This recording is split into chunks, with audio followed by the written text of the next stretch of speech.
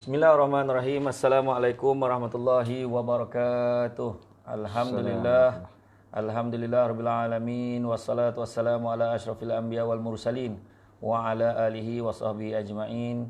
Subhanaka la ilma lana illa ma 'allamtana innaka antal alimul hakim. Rabbi shrah li sadri wa yassir li amri wahlul 'uqdatam min lisani yafqahu qawli. Alhamdulillah, syukur kepada Allah SWT kerana pada petang ini dapat kita bersama-sama seperti mana dijanjikan, iaitu kita bersiaran secara langsung. Siaran secara langsung, bual bicara santai seperti biasa. Kalau hari itu kita dengan wakil daripada Baitul Mal Negeri Sembilan, Ustaz Zakat, ramai dah tanya-tanya soalan tu. Tapi hari ini kita bersama dengan Tuan Haji Izzuddin yang merupakan kaunselor kanan. Kaunselor kanan daripada penjara Kajang. Penjara Kajang. Ini sahabat saya ni.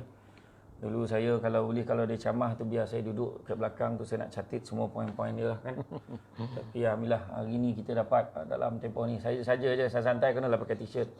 Nampak santai sikit. Jadi Tuan Haji Izzuddin sihat Alhamdulillah. Baik Ustaz. Jadi pengalaman Tuan Haji Izzuddin setakat ni bertugas, sebelum ni yang saya kenal Haji Izzuddin ni berada di SUK Negeri Sembilan. Betul. Tapi selepas itu terus ke penjara kan? Betul. Bukan kena tangkap lah, tapi bertugas di sana. Bertugas di sana berapa lama dah? Saya berada di penjara lebih kurang masuk tahun yang kelima. Tahun kelima Tahun kelima. Tapi dari segi karier tu saya mula dengan PDRM tu. Saya duduk di bahagian agama kaunseling. Baka lah. Saya merupakan ketua unit kaunseling keluarga. Tapi jodoh tak lama lah, sebab kan berulang daripada desa Permai Kundo berulang ke Bukit Aman tu kan. Masa tu harga minyak pun boleh tahan ke. So kita mohon pertukaran lah, alhamdulillah tu yang dimasukkan ke pejabat Setiausaha Kerajaan Negeri Sembilan lah. Tapi sejarah saya masuk penjara ni sebab saya sambung belajar. Saya buat master dalam kaunseling penyalahgunaan dadah. Sebabkan ambil dadah tu lah di penjara kan. Itulah saya sendiri pun ada beberapa kali ceramah dekat penjara ni. Kita pergi ceramah pun seram lah kan. Seram lah, orang tak baik salah pun rasa macam baik salah kan. Tapi hari ni alhamdulillah kita bersama dengan Tuan Haji Izzuddin, mungkin kita nak kongsi. Tajuk kita hari ni menginsafi tentang macam mana kehidupan di Ramadan di sebalik tirai besi, ataupun ada satu tajuk lagi. Kita ada dua tajuk ni, Ramadan dan Syawal di sebalik tirai besi. Tak ada masalah, semua menuju kepada maksud yang sama. Jadi kita nak mungkin Tuan Haji boleh share dengan semua setelah 5 tahun kan. Apakah keadaan yang paling tak boleh lupa ialah kan tentang penjara ni, yang boleh Tuan Haji share dengan semua. Baik, terima kasih saudara Samsul Debat, rakan-rakan liver sekarang ni dia tengah live, jadi kita panggil liver lah kan. Rakan-rakan, tuan-tuan penonton, alhamdulillah syukur pada Allah Subhanahu Wa Taala kerana dengan limpah kurnia dapat kita sama-sama berkongsi hari ni. So sekarang ni sebelum kita nak bercerita, saya ingat saya kena bagi tahu niat dulu. Takut orang salah faham apa tujuan kita kan. Betul. So niat saya pertama sekali nak sampaikan walaupun satu ayat. Kan. Yang kedua, saya nak bagi tahu kepada masyarakat di luar sana bahawa kita ada satu institusi, kita ada satu tempat namanya penjara. Penjara ni macam ada orang panggil tirai besi, ada orang panggil tembok besi. Kalau saya suka panggil penjara ni neraka dunia. Dia bukan neraka, tapi dia neraka dunia lah. Sebab tu kalau saya punya channel tu, saya ada channel kaunselor dari neraka dunia. Tujuan saya bukan nak menakut-nakutkan orang kat dalam tu, tapi tujuan saya nak menakut-nakutkan orang kat luar sana, bahawa kalau boleh jangan sekali-kali teringin nak check in, teringin nak terasa nak masuk kat dalam tu. So kalau boleh biar tompek tu, ada orang tak setuju, dia kata apalah guna neraka lah kan, macam teruk bona. Memang teruk. Dan kalau boleh jangan pergilah tempat tu. Itu yang kita nak bagi tahu. So kalau dari segi balik kepada soalan Samsul Debat tadi berkaitan dengan pengalaman, sebenarnya banyaklah. Saya nak buka tajuk petang ni dengan satu pendekatan. Saya nak kata di sana ataupun di penjara ni lah saya belajar benda baik daripada orang jahat. Kan? So maksudnya setiap orang yang melakukan kesalahan tu sebenarnya ada kebaikan untuk kita. Betul. Dan alhamdulillah saya diberi peluang, sebenarnya diberi rezeki oleh Allah Subhanahu Wa Taala berada di kedua-dua tempat di mana saya belajar benda baik daripada orang jahat, dan dalam masa yang sama juga saya pernah diberi rezeki oleh Allah belajar benda jahat daripada orang baik. Benda jahat daripada orang baik ni pula masa saya bertugas sebagai kaunselor di Tanah Suci. Kat sana konon-konon yang pergi sana semua orang baik-baik lah kan. Tapi ada cerita di sebalik cerita. Banyak kisah ni. Ada orang pergi Mekah sebenarnya dia kata saya pergi ni sebab nak cucikan duit-duit saya ni. Dengan rasa bangga, tak bersalah, dengan rasa tak ada bersalah kan. Tu kita kata macam tu punya saya ingatkan orang pergi Mekah ni dah hati dah bersih dah ni sebagainya kan. Tapi hari ni kita nak bawa konsep di mana kita belajar sesuatu yang baik daripada orang jahat. So pertama sekali pengalaman saya yang saya tak boleh lupakan, saya berada dengan banduan yang akan dihukum gantung. Biasanya banduan yang beragama Islam akan dihukum gantung pada hari Jumaat. So hari Khamis malam Jumaat saya diberi peluang untuk masuklah berjumpa dengan banduan. Biasanya kita akan masuk bersama-sama sekali dengan ustaz lah. Ada ustaz. So ustaz akan buat part keagamaan, saya akan buat part mental dan juga emosi. Pelbagai cerita. Ada yang takut, ada yang happy je. So dekat situ pun kita boleh tengoklah saat-saat akhir husnul khotimah orang tu kan. Ada yang tak ada rasa apa-apa pun kan. Macam-macam perasaan lah yang datang. Macam biasa je. Tapi saya nak kongsikan satu perkara yang menginsafkan saya. Banduan ini dah arwah dah kan. Banduan ini berada di penjara hampir 10 tahun sebelum dia dihukum gantung sampai mati. Dah pergi berpindah dan sebagainya ke penjara-penjara lain. Sampailah waktu ketika minggu terakhir dia kena digantung. Dan dia akan dikembalikan ke penjara Kajang. Sebab kalau di Semenanjung ni, tempat yang akan digantung adalah penjara Kajang. Kita memang ada tempat gantung dia kan. So hari Rabu, pegawai-pegawai, orang kata pegawai-pegawai penjara yang dipanggil malaikat maut lah ibarat dia. Sudah bersiap sedia dengan tugas-tugas dia. Ukur berat, ukur ketinggian, ukur dari segi leher besar macam mana, ukur lilit dia sebagainya kan. So urusan-urusan tu telah dibuat pada hari Rabu. Hari Khamis adalah momen yang di mana banduan akhir ni akan berjumpa dengan waris mereka. Dia diberi kebenaran lah untuk pegang, sentuh dan ni. Pengalaman saya yang paling saya tak boleh pergi, saya ingatkan saya kuat tapi sebenarnya saya tak kuat, Samsul Bat dan juga rakan-rakan. Di mana berjumpanya anak dan itulah momen terakhir. Dan di mana pula anak ni sebenarnya tak tahu sebenarnya ayah ni selama duduk dalam penjara. So hari itu adalah saat di mana ayahnya kena reveal lah cerita sebenarnya. Dan maksudnya benda ni dirahsiakan daripada pengetahuan anak kan. So memang perasaan tu saya kata saya pun tak boleh tunggu, saya memang kena keluar. Memang menangis lah, satu family menangis dan sebagainya. Itu hari Khamis petang biasanya. Khamis malam saya akan masuk berjumpa dengan banduan akhir lah. So yang paling saya ingat sekali banduan ni bila saya tanya, memang dia cakap apa kita boleh buat kan, tapi ucapan dia saya tak buat apa yang orang lain tahu tu cik. Saya tak buat, dia kata. Saya tak buat tuan. Jadi yalah kita ni siapa, kita hanya mendengar saja. Tetapi sepanjang 10 tahun dia berada dalam penjara menanti hukuman gantung dia, benda yang saya rasa saya kagum dan saya rasa benda yang patut kita insafi adalah dia telah mengislamkan 18 orang. Banduan sepanjang semasa dia berada dekat penjara kan. So kita jauh sangatlah kalau ni. Dan apa yang kita cemburu dengan kematian dia, orang kata kematian yang menggembirakan tu di mana sebelum dia digantung, dia akan solat taubat, dia akan mandi taubat, dia akan solat hajat, dia akan macam-macam lah. Iyalah, makna kata kan? Dia dah tahu. Dia dah tahu kan? Macam kita tak tahu kan. Kita perasan macam panjang lagi kan. Itu di antara momen yang saya rasa saya tak akan lupakan sampai bila-bila lah. Jadi saya suka yang istilah neraka dunia tu. Jadi untuk makluman semua, bila kita sebut neraka dunia, itu istilah yang sesuai kerana sebab neraka dunia tidak semestinya dia akan berakhir dengan neraka di akhirat. Betul. Sebab neraka ni dia ada ruang dan peluang lagi kan. Sebenarnya mungkin ada yang cynical lah bila kita cakap macam tu, cakap alah kalau dah salah tu salah, kena ingat. Kita pun dah pernah tengok drama, kita pun tengok filem macam-macam. Sebenarnya realitinya kadang-kadang bukan semua orang yang bersalah berada di dalam penjara, tetapi memang Allah dah tulis dah kehidupannya tu dihukum. Dia dihukum dan dia mungkin tidak ada kapasiti untuk membela diri dia. Jadi makna kata Nabi pun ajar, Nabi ajar janganlah kamu membenci orang tu, tapi bencikanlah perbuatannya itu.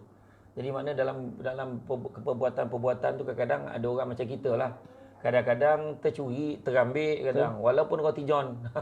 Kan buku puasa kan terambil pula yang hak orang punya. Kita rasa macam tak ada apa-apa, tetapi mungkin kita diuji begitu, tapi orang di luar diuji dengan kedudukannya, dengan kuasa, duit dan sebagainya.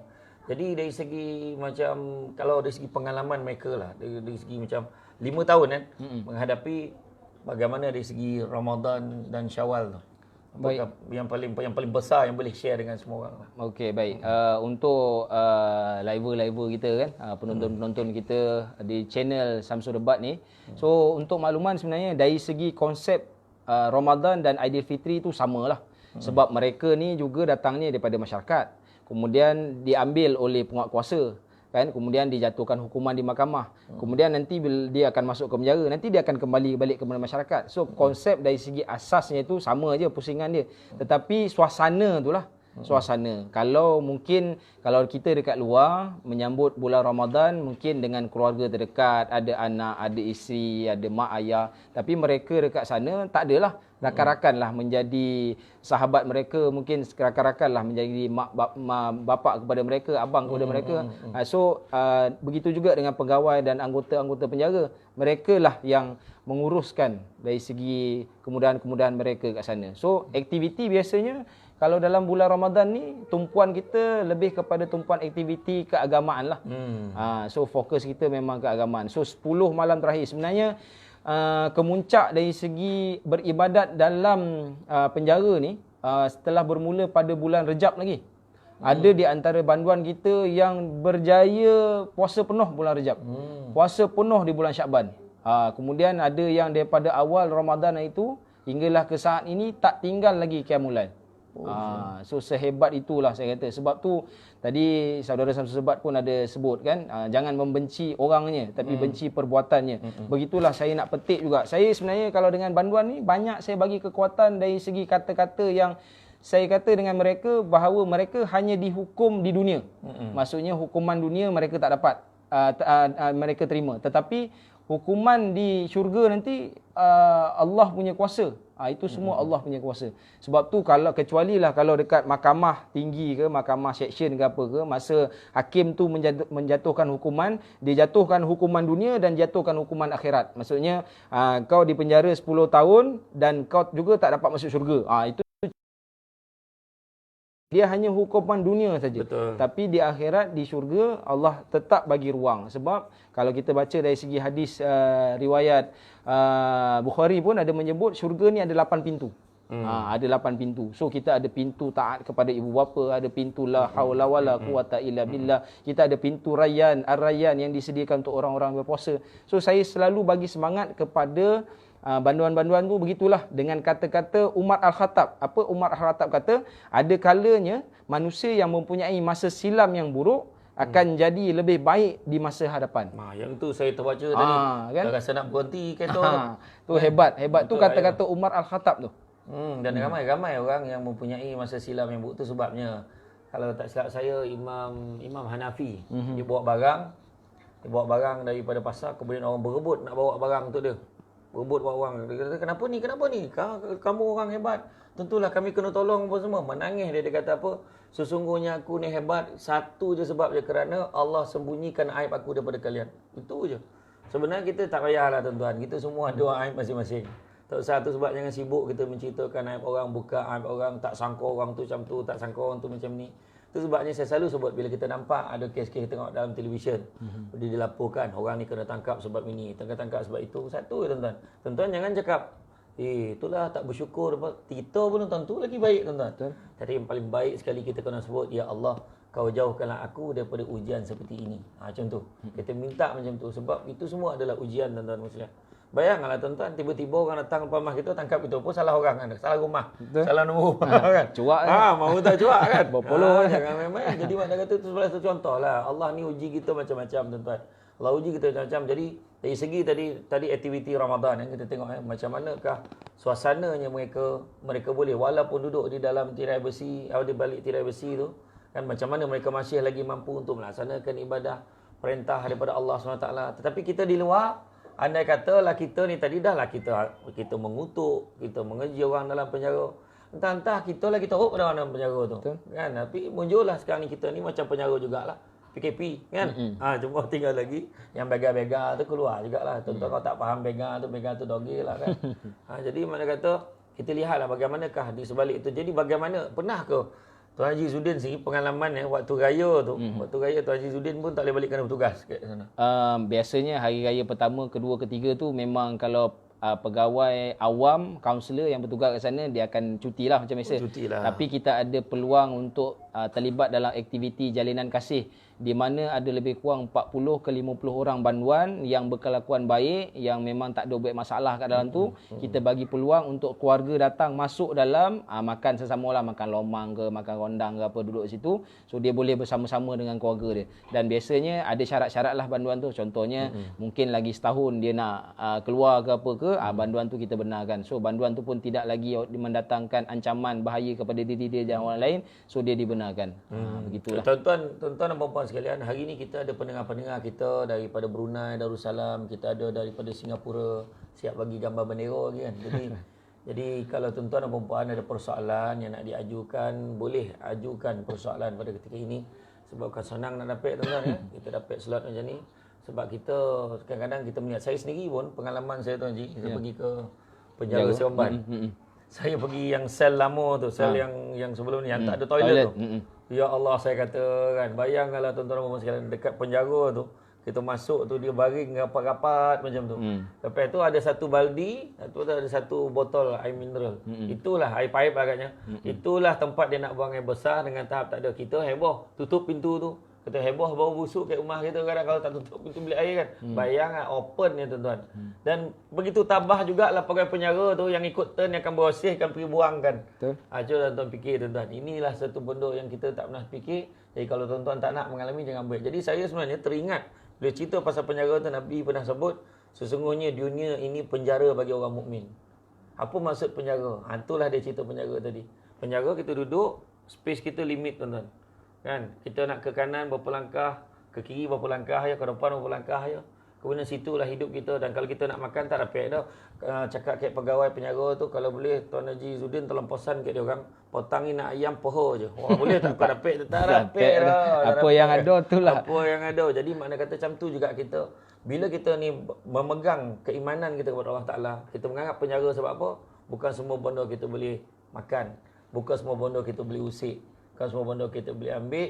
Kita bukan semua tempat kita boleh pergi. Mana kata semuanya kita ni sebenarnya, kalau kita nak, kita kena penjarakan diri kita ni dulu daripada buat benda-benda yang tidak baik sebelum kita sampai. Kalau tidak, kita akan sampai ke penjara dunia yang Tuan Haji Zudin sebut tadi. Jadi Tuan Haji tengok kan, dari segi kes-kes ni lah kan, kes-kes yang berlaku kan, variasi kes-kes yang berlaku di penjara Kajang ni, saya difahamkan kita punya kata penghuni tu dah melebihi dah. Betul. Overcrowded kan. Macam mana kedudukan itu sekarang ni? Baik, dari segi sebenarnya bukan di penjara Kajang je lah, Samsul Bat kan. So di mana-mana penjara pun telah terlebih daripada kapasiti sebenar. Contohnya kalau di penjara Kajang ni kapasiti yang sesuai adalah 3,500. Kita dah cecah sampai 5,000. Malah pernah ada sampai 6,000.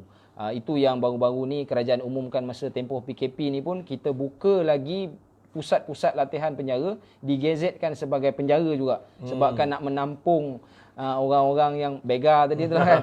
Yang tak mahu dia duduk rumah nak mengayau kerja tu kan. So itulah di antara permasalahan yang berlaku. Tetapi walau bagaimanapun kita uruskan sebaik mungkin lah. Cuma bila dalam keadaan COVID-19 ni dia ada kekangan sebab jangkitan dia tu mudah. Dia tak macam jangkitan HIV. Kan? HIV nak kena buat dulu baru berjangkit. Ini kadang dokek, jarak, sentuh sebagainya boleh berlaku. Sebab kalau kita dekat penjara memang kita ada satu blok, memang kita panggil blok harapan, menempatkan banduan-banduan yang ada HIV saja.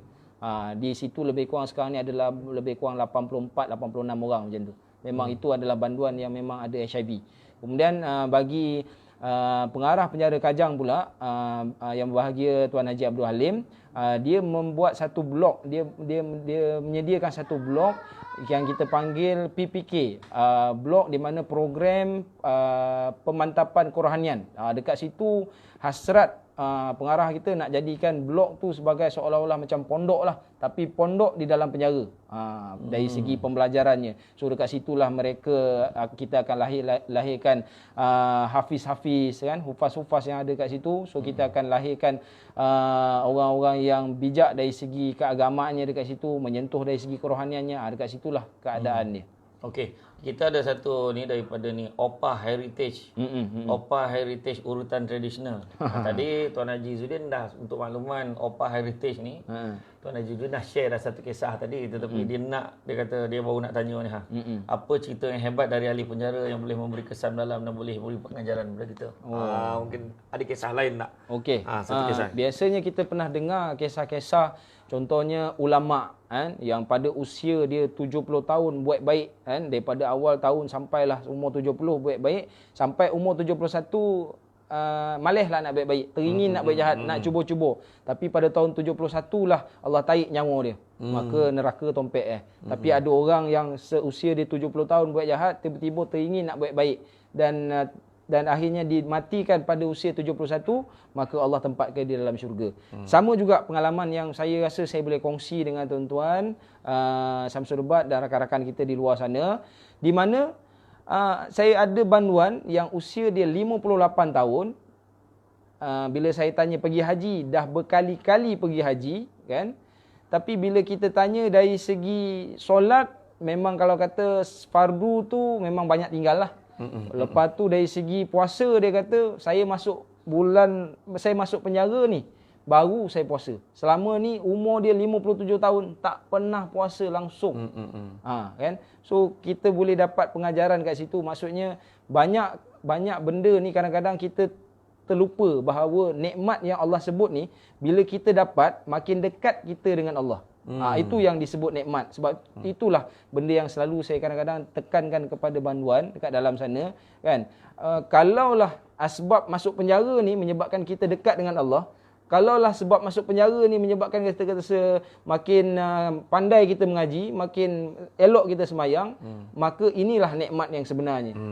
Allah nak matikan kita dalam husnul khatimah ni kan. Sebab kalau Allah tak tangkap ataupun kuasa tak tangkap kita, mungkin kita masih leka lagi. Sebab keadaan kita lagi teruk, lagi jauh mungkin, lagi kan. Mungkin. Itulah di antara pengajaran. Dari segi kehidupan tu saya rasa banyaklah. Bila kita kata masuk dekat sana terpaksa berpisah dengan isteri kan, terpaksa berpisah dengan anak-anak, mak ayah. Ada di antara tu yang sebelum masuk penjara tu bini mengandung kan. Lepas tu bila duduk kat dalam tu tak tahu anak tu apa jadi ke apa. Ada juga yang menerima berita yang anak meninggal semasa melahirkan kan. So itulah momen-momen yang mereka terpaksa lepaskan. Jadi saya nak bagi tahu juga kepada rakan-rakan, so kalau boleh jangan cuba-cubalah, jangan ada niat, jangan ada terlintas nak cuba-cuba check in. Macam saya ni Allah bagi peluang hari-hari keluar masuk kan. Itulah pengalaman. Kalau check in sebagai pegawai tak apa. Tak apa. Jangan check in sebagai banduan lah. Tangkap. Tapi ada juga yang cakap kadang-kadang dia orang ni memang dah berubah, ada yang masuk penjara dia orang. Ya memang kita nampak pun pegawai pun yakin lah, kita kenal dia memang dah betul-betul solid, dia dah berubah lah. Cuma tinggal lagi halangan yang paling besar adalah masyarakat. Betul. Yang ini yang kita nak beritahu pada semua tentang bagaimanakah kita lihat sendiri tentang sahabat-sahabat Nabi sendiri pun, bagaimana dulu ada yang sampai macam Abu Sufyan, daripada muda lagi cita-cita nak bunuh Nabi tu, dan akhirnya sampai dia masuk Islam, maka dia jadi pengikut dan juga orang yang kuat mempertahankan Nabi. Betul. Begitu juga kita tengok Wahsy yang dulu membunuh 4 saudara Nabi, tapi bila dia masuk Islam, Nabi terima dengan hati terbuka. Tetapi masyarakat kita pula lain. Betul. Dan kebanyakannya, saya tak cakap semualah pendengar yang ikut petang ni semua elok lah, yang lawan lain ni. Jadi apa yang Tuan Haji boleh kongsikan, apakah sejauh mana kebenaran ni cerita ni bila dia keluar, tapi masyarakat tak terima, maka dia terlibat balik dengan golongan-golongan yang selama ni menyebabkan dia tertangkap. Baik. Bila sebut pasal berubah ni, saya pun pernah diajukan soalan ni kan. Kenapa banduan ni dah keluar nanti masuk balik? Keluar masuk balik. Maksudnya dia kata saya ni tak buat kerja lah. Kan? Macam tak efektif lah saya duduk kat dalam tu kan. Tapi kita kena tahu bahawa kerja mengubah orang ni bukan kerja kita. Dan Allah pun berfirman, kalau kaum tu nak berubah, kaum tu kena berubah sendiri. Kan? Dia bukannya kojo ni. Sebab hati ni bukan milik kita, hati ni milik Allah Subhanahu Wa Taala. Cuma apa yang dikatakan oleh Samsul Ubat tadi tu adalah benda yang betul lah.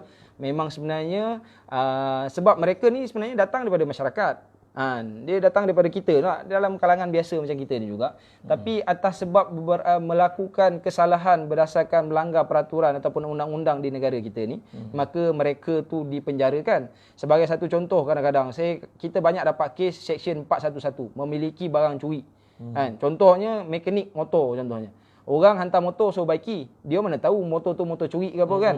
Tiba-tiba entah macam mana rezeki dia tak baik, polis tengok nombor plate tu kan. Ini macam motor curi ni kan, ni siapa punya? Bukan saya punya, ada orang hantar. Mana orang ni? Cari orang tu tak ada. Dah dia barang kes dah ada dengan dia kan. Pusing macam mana pun kadang-kadang dia kena fight lah. So bila dia kena fight, dia kena cari lawyer yang bagus, akan bayar mahal lah kan. So bila tak ada duit, so terpaksa akhirnya tak apalah cik, mengaku salah je lah, masuklah sekejap kan. Ada pula yang ajar mengaku salah sana settle. Lebih mudah kan. Poin ke dalam bukan sana. Itulah. Tu kalau kita kata orang kat sana jahat, kita kat luar ni baik, saya rasa tak. Sebab tak ada orang kat luar ni sebenarnya dia jahat enggak, tapi rezeki belum kena tangkap dia.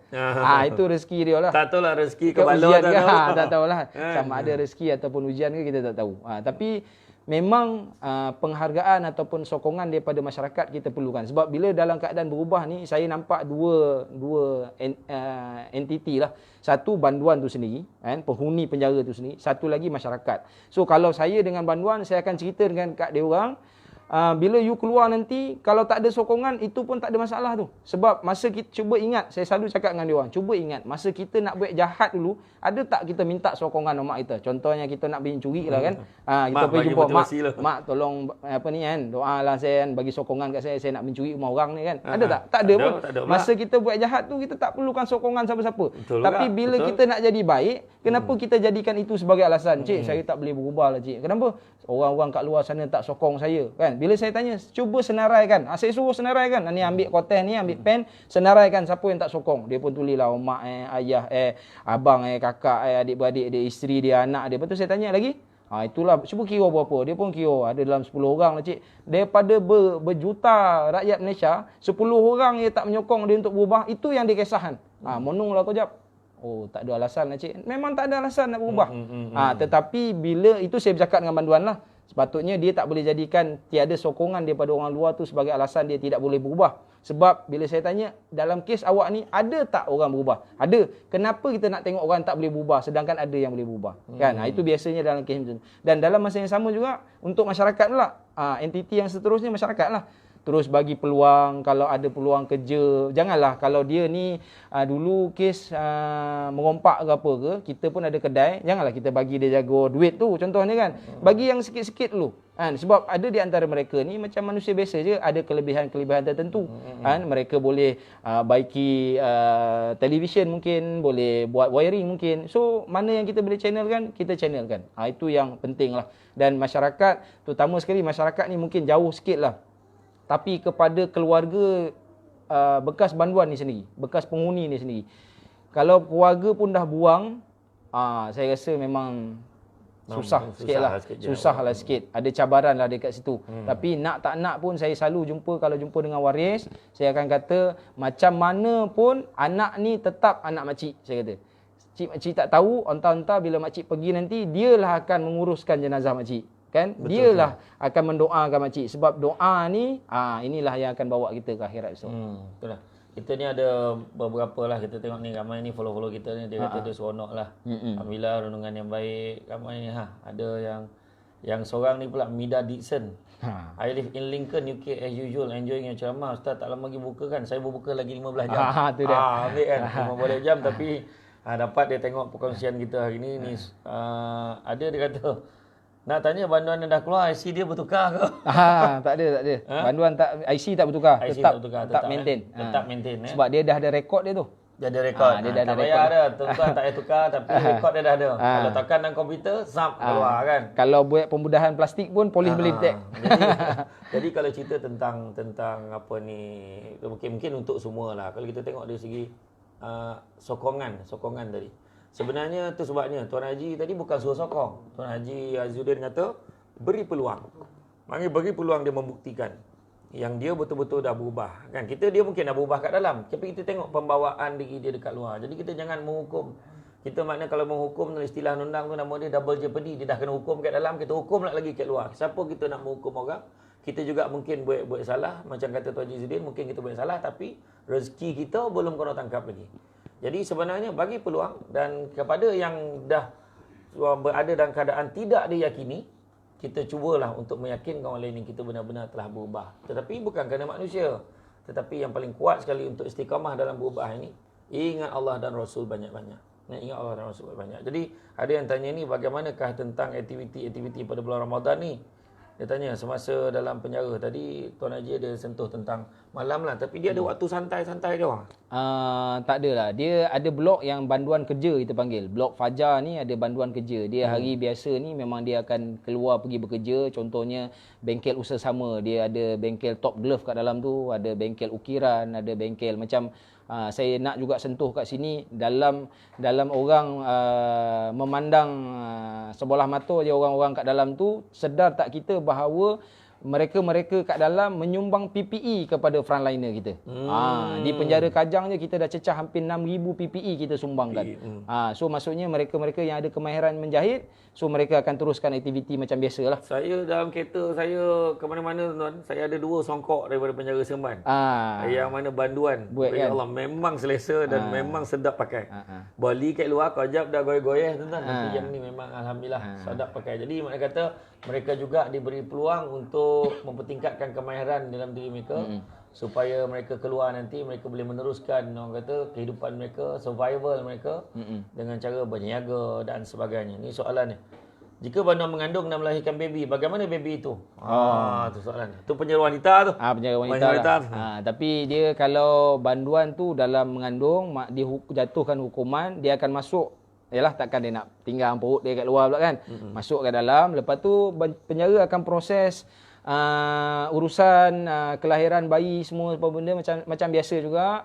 Kita pantau dia dan dia ada tempat khas dia banduan yang mengandung ni untuk dimudah pantau oleh doktor yang kita sediakan kan. Sebab suka juga saya nak maklumkan dalam penjara selain daripada perkhidmatan kaunseling, kita ada perkhidmatan keagamaan, kita ada perkhidmatan kebajikan, kita ada perkhidmatan kedoktoran ataupun medical punya isu lah kan dari segi kesihatan. So memang ada kat situ. So lepas habis anak tu boleh duduk dengan ibu selama 2 tahun. Kalau tak ada waris yang nak jagalah. Tapi disebabkan proses kita pun memahami dari konteks kasih sayang anak, dan kita pun tak boleh menafikan bahawa mungkin disebabkan anak yang lahir itu menyebabkan dia berubah. So ada konteks lah, tapi anak tu nanti dia akan duduk dekat satu tempat khas lah.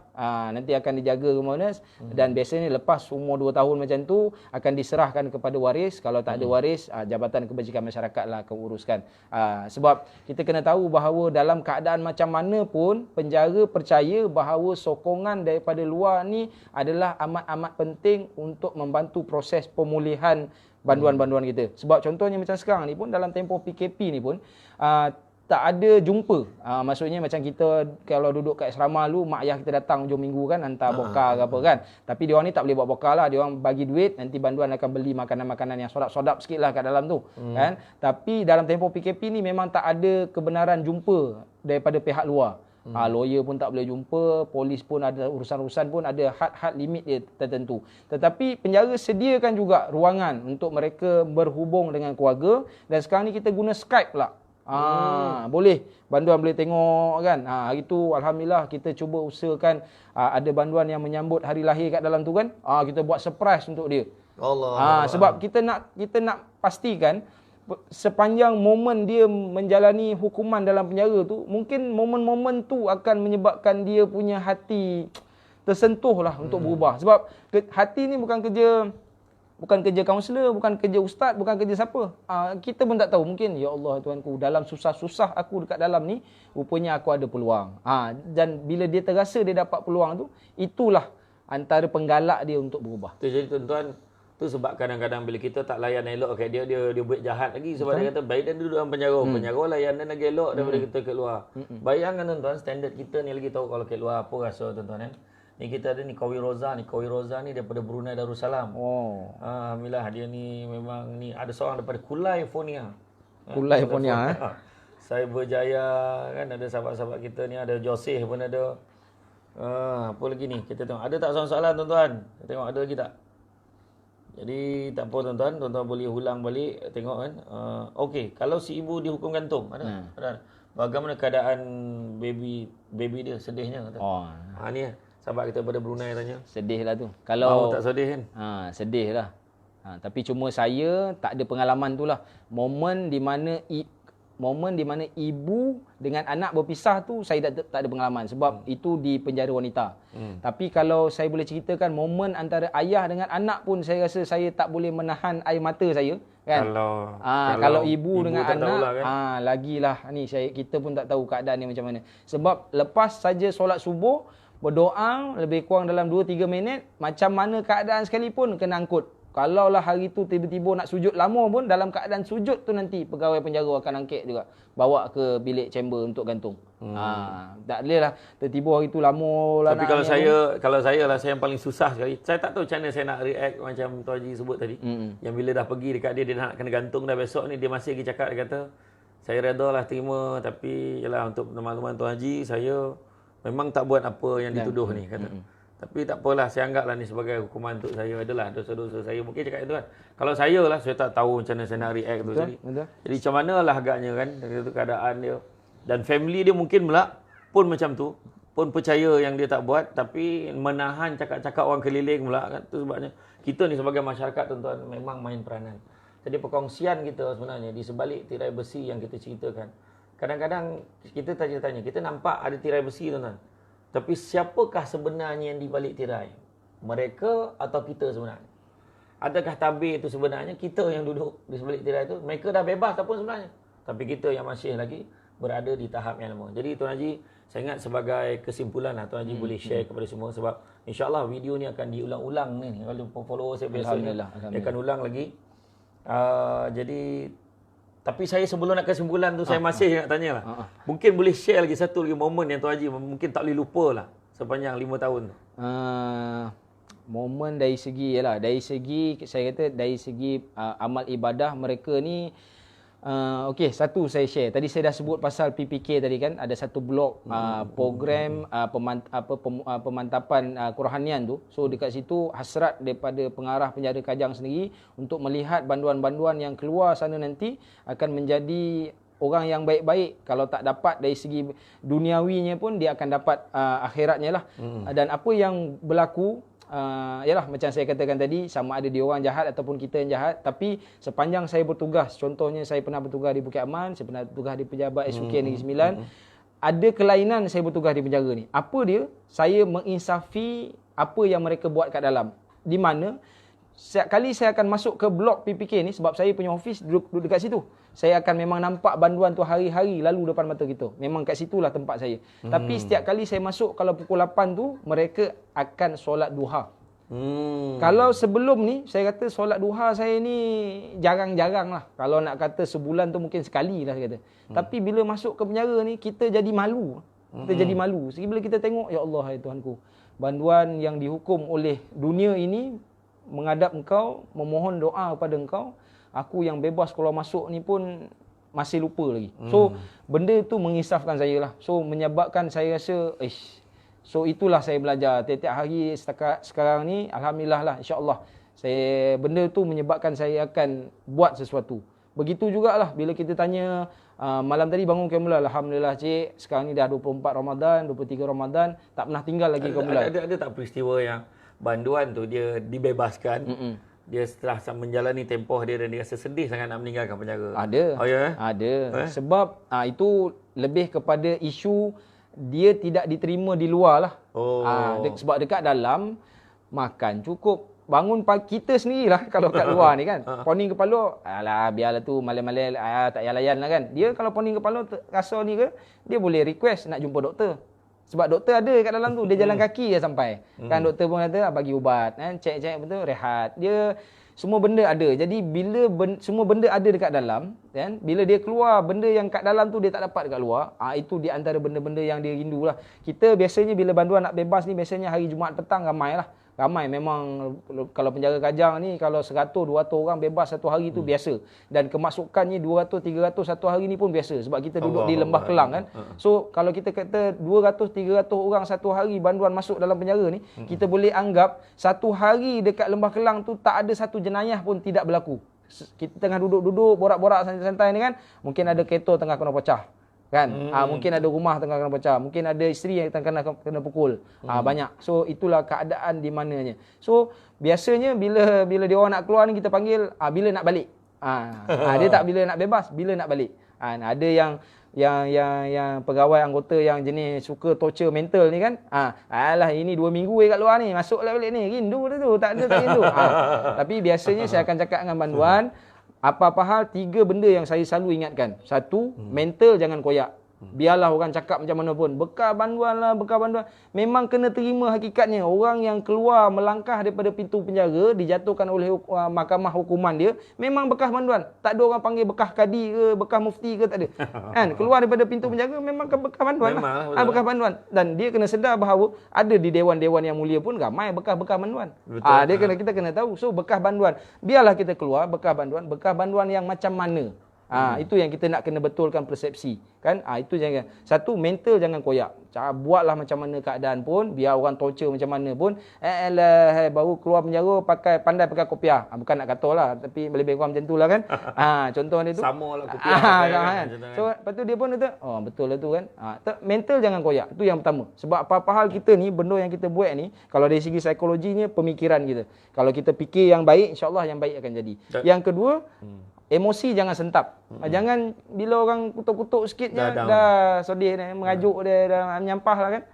Dah sodih dah, lari mana pula, lari nak. Mak tak nak terima. Alah, benda kocik je lah. Macam budak-budak lah. Macam budak-budak lah kan. Memang apalah mak tak nak terima lah. Mak kau bahas saya bekas banduan. Memang kau bekas banduan. Kadang-kadang ada banduan. Saya rekod saya jumpa 30 kali masuk penjara. Umur 45 tahun. Bayangkan tu 45 tahun 30 kali masuk penjara. Hampir 3/4 daripada umur itu keluar masuk lah. Sampai dah biasa lah kan. Yang bestnya bila dia masuk, masih sarjan lagi ke? Bila nak naik pangkat? Dia togur anggota. Dia pula togur anggota tu kan. Memang nak kono lah. Memang nak kono. Yang terakhir saya pesan, bila mental tak koyak, mental tak koyak, emosi tak sentap, insya-Allah langkah kita tak akan long life. Langkah kita tak akan goyang. Sebab apa yang kita fikir, apa yang kita rasa, itu yang akan fizikal kita buat. InsyaAllah lah. Jadi apa yang orang cakap tu, kita absorb lah sebagai satu. Sebenarnya apa yang ala kawan lepas ni masuk balik. Jadi kita kena proof dia. Yes. Yang benda tu adalah sebaliknya. Kan? Jadi itulah kita, alhamdulillah kita ada daripada Lubenan pun ada hari ni. Alhamdulillah, syukur. Kelebihan live ni menangis tuan Qawi Roza Brunei dengan cerita tuan Izzuddin. Mudah-mudahan kita petang ni perkongsian sebelum buka puasa ni kan, kita dapat buka tuan-tuan. Kan dapat buka puasa, ada orang ni sebenarnya bekas banduan jangan kita pulaukan. Dan keluar termasuklah bekas-bekas penagih. Cuba kita support mereka. Ni pandangan-pandangan lah. Jadi sebagai kata-kata akhir, apakah saranan Tuan Haji Izzuddin kepada semua yang ada di luar sana, mungkin dari segi persepsi dan juga apakah yang perlu, peringatan yang perlu kita berikan pada diri kita supaya tidak juga berakhir di penjara neraka dunia ni. Betul. Jadi apakah saranan yang boleh Tuan Haji sampaikan kepada semua? Baiklah, kalau untuk diri kita sentiasa berhati-hatilah. Kadang-kadang kita ni tak nak buat jahat tu pun, tapi disebabkan keadaan, tempat, masa, suasana menyebabkan kita terdorong untuk buat perkara-perkara tu. Sebab tu ada hadis yang menyebut kalau kita nak jadi baik, kita kena duduk dengan orang baik-baik. Orang bisnes pula sebut kalau nak berjaya dalam bisnes, kena duduk dengan orang-orang yang berjaya. Macam itulah, pastikan kelompok. Kalau saya suka nak share, kalau contohnya dari segi anak-anak kita, saya selalu pesan dengan anak-anak saya juga, anggap tegur tanda sayang. Kita kena pegang tu, kita kena simpan dalam pemikiran kita, tegur tanda sayang. Sebab ramai banduan dekat dalam tu, dia tak boleh kena tegur. Bila kita tanya kenapa masuk macam ni, itulah cik, saya dulu orang tegur, saya tak mau dengar. Dia sekarang ni kita kena ubah kita punya persepsi, tegur tanda sayang. So jadi bila orang tegur je kan, apa lambek lah. Oh maksudnya dia sayang kat kita. Bila copetlah sikit, oh dia sayang kat kita. Macam-macam bondo pun kita set, tegur tu tanda sayang. Itu dari segi konteks kita lah, kena sentiasa berhati-hati dan kita sentiasa berdoa lah, mudah-mudahan kita berakhir dalam keadaan yang baik-baik tadi tu kan. Dan pada masyarakat pula, memanglah saya tak nafikan, terutama dengan keluarga terdekat. Anak kadang-kadang saya bukan tak nak datang tengok cik, 15 kali dah dia masuk situ, loteh dia layan dia kan, 15 kali masuk penjara, keluar masuk, naik malu dah, saya pun dah beberapa kali pindah rumah dah, tak sanggup kan. Kalau boleh biar orang tak tahulah dia tu anak kita. Allahu akbar. Ini cabaran sebenarnya. Walau macam mana baik pun, macam mana jahat pun anak tu, dia tetap anak kita. So saya menyeru kepada masyarakat di luar sana, bagilah peluang sebaik yang mungkin, bantulah mereka. Mudah-mudahan dengan bantuan yang kita bagi, sokongan yang kita bagi, mereka akan jadi lebih baik dan lebih baik. Begitulah. Jadi tak apalah, ada pula satu soalan yang ada lagi. Ada tak kerajaan atau NGO yang akan tolong bekas banduan bekerja dan menjalani kehidupan baru, contohnya berkahwin ke? Ada, betul. Memang ada. Kita bahkan dekat penjara pun kita ada menyediakan satu program persediaan mereka sebelum mereka melangkah keluar daripada penjara. Sebab kajian menunjukkan dan kita juga melihat bahawa pekerjaan salah satu faktor yang menyumbang kepada perubahan banduan itu untuk kekal pulih lah. Jadi bila mereka ada kerja, so mereka akan terus pulih. Tapi bila mereka tak ada kerja ni, ni yang masalah dia tu kan. Dia bila dia tak ada kerja, tak ada aktiviti kan, boring-boring macam kita tak biasa buat jenayah ni. Bila kita boring-boring, mungkin kita main handphone kan. Mungkin kita nyanyi ke apa kan. Banduan ni bila dia dah biasa buat jenayah, dia boring-boring, aktiviti masa lapang ni bila kita tanya, kau kalau aktiviti lapang buat apa? Saya mencuri je. Dia lain pula dia punya perangai tu kan. So sebab tu kita nak isi. Memang ada.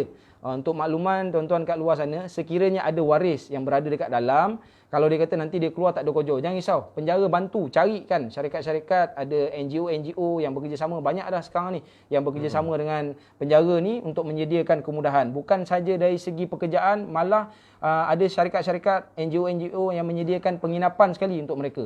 Ada transport sekali, boleh datang ambil semua sekali. Yang penting nak kerja je. Itu je faktor dia. Okey, yang ni kita ni lah. Ada seorang rasanya takut orang penjara, geng-geng penjara lah ni, sahabat-sahabat kita ni. Penjara ada jalankan program penempatan semula PPS di mana banduan ditolong carikan kerja dan tempat tinggal untuk memulakan hidup baru. Itu dia. Alhamdulillah. Ni Kawi Roza mohon izin sebab dia nak berbuka puasa dah. Buka dah. Alhamdulillah. Untunglah orang Brunei kan. Apa buka itu Dia ada satu ni ialah sebagai penutup tadi. Terima kasih kepada Tuan Haji Izzuddin pada petang ini. Kita tengok Puan Sa'diahdin kata sistem pemenjaraan perlu dilihat semula agar panduan tidak balik ke tirai besi berkali. Yang ini telah pun kita nyatakan. Sebenarnya bukan hanya mereka yang dipenjarakan, yang telah dibebaskan, tapi kita juga di luar sebagai masyarakat perlu sentiasa positif dan memberi ruang dan peluang supaya banduan bekas banduan ini dapat kembali kepada masyarakat dan menjalani kehidupan mereka, sebab mereka juga adalah manusia biasa, tak lagi daripada buat salah dan silap. Dan Nabi sebut sebaik-baik manusia yang berdosa adalah bertaubat kepada Allah dan berazamlah untuk tidak mengulangi kesalahan yang telah kita lakukan. Jadi cukup setakat itu. Saya ucap terima kasih sekali lagi kepada Tuan Haji Izzuddin. Last ucapan boleh ke? Boleh, silakan. Sebab sempurna hari guru ni kan. Boleh kan, sempurna hari guru. Sebab saya simpan yang tadi sebab boleh. rumah saya cikgu. Saya memang bukan hari guru je. Ucapkan juga selamat Ramadan. Ya betul. Selamat buka puasa dan juga raya sekali kan. Package sekali kan. So yang pertama sekali saya nak ucapkan selamat Hari Guru tahun 2020 kepada isteri tersayang lah. Okey. Sebab kalau ucapan biasa-biasanya dia tak feel kan. Ini dengan kita punya view berapa ramai ni kan. Mungkin nanti berulang-ulang. So untuk isteri saya Ustazah Wan yang mengajar di Sekolah Kebangsaan Jimah, mudah-mudahan terus berbakti kepada anak bangsa. Mudah-mudahan anak bangsa generasi kita akan datang akan jadi generasi yang hebat lah. Kemudian selaku YDP PIBG Sekolah Seremban 2B, tadi guru besar request lah kan. So ucapan selamat Hari Guru kepada guru-guru Sekolah Kebangsaan Seremban 2B. Mudah-mudahan kita akan terus bekerjasama untuk kebaikan generasi akan datang. Dan seperti mana disebut tadi, saya ucapkan juga Ramadan Karim. Mudah-mudahan Ramadan kali ini terus meningkatkan ketakwaan dan juga keimanan kita kepada Allah Subhanahu Wa Taala. Dan di ruangan ini juga saya mengucapkan selamat Hari Raya. Maaf zahir batin, salah silap saya, keluarga saya, sepanjang saya berkawan ataupun mungkin kita bersama-sama dalam apa-apa saja aktiviti dan juga program. Mudah-mudahan raya ini memberi satu kemenangan yang abadi yang menyebabkan kita merasa dekat diri kita kepada Allah Subhanahu Wa Taala. Dan Cikgu-cikgu sekolah takkan tak nak? Ajar cikgu sekolah lah semua sekali dah sebut tadi. Dah sekali dah tu. Saya pagi tadi dah sebut dah. Begitu juga samalah kan. Rumah saya pun cikgu juga. Tu dah. Cikgu juga. Jadi kepada semua di sekolah menengah kebangsaan Senawang kan, guru-guru saya pula di sekolah Semak Labu dulu, begitu juga semualah yang pernah jadi cikgu saya kan. Dia isteri kita ni tak berhenti jadi cikgu. Dia bukan kat sekolah dah, sampai kat rumah dia jadi cikgu kan. Kat rumah tak apa, dalam bilik pun sambung lagi. Sambung lagi kan. Jadi itu saja tuan-tuan dan puan sekalian. InsyaAllah tuan-tuan dan puan ada yang berselirat lah sambil donga-donga pun, sambil masak donga ayo kita punya live ni. Alhamdulillah. InsyaAllah nanti Tuan Haji Zudin pun boleh ulang balik video ni, boleh tengok balik. Mungkin ada soalan-soalan dia akan kemukakan masa ke semasa ni dekat sini. Tuan Haji mungkin boleh jawabkan. Boleh insya-Allah. Jadi itu saja daripada saya. Sesungguhnya mana yang baik itu datang dari Allah SWT, mana kurang itu wujud pada kelemahan kami sebagai manusia biasa. InsyaAllah di lain kesempatan kita bertemu lagi. Selamat buka puasa, selamat menyambut Ramadan Al-Mubarak. Begitu juga tuan-tuan dan puan-puan sekalian, selamat menyambut Hari Raya Aidilfitri. Kalau tak sampai cakap lagilah kan, kita cakap bila time ni. Sekian, Assalamualaikum warahmatullahi wabarakatuh. Waalaikumsalam warahmatullahi wabarakatuh. Okey. Steady lah. Steady lah. Alhamdulillah. Kita tengok suara. Kita orang tak.